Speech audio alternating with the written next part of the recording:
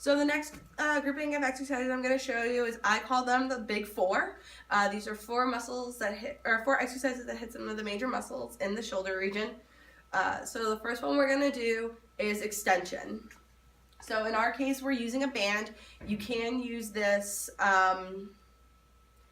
with weights or a cable column, different kinds of bands, or even just with body weight. So what we're going to do is we're going to grab the band, and you want it to be above the head of the patient. You're going to bring it out so you have a nice stretch on the band. Your arm is going to be at around 90 degrees. So you want to look kind of like an upside down L. And what you're going to do is slow and controlled. You're going to bring the band down to the side and back up. It's important to note that with all of these exercises, including the alphabet soup ones, all of these are slow and controlled. So the next one you're going to do are punches.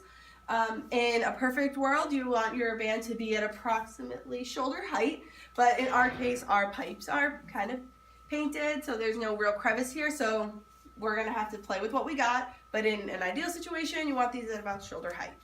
So what you're going to do is you're going to grab the band, and you're going to bring it out in front of you.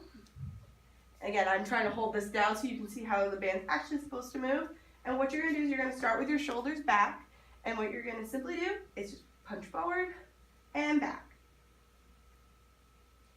In this case, you don't want your body to fall forward with it. You want to stay up nice and straight the whole time and just punch forward, back. It's only going to be a couple of inches.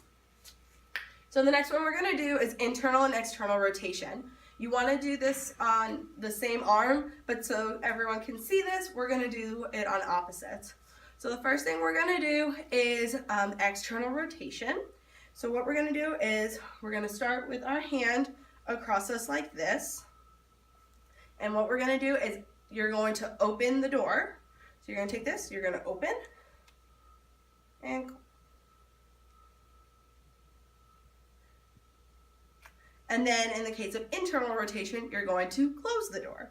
So we bring out, so we have a little bit of resistance. We're going to bring it across here, back to 90. Now what's important to know with this one is you don't want your elbow to come away from your side because that doesn't hit the proper muscles. So we want to make sure that in the case of internal rotation, we keep it nice and tight and we bring it just across our bodies enough that we really feel that musculature working. And in the case of external rotation, we want to pull here and we don't want our hands to pull away like this. Keep that elbow nice and tight.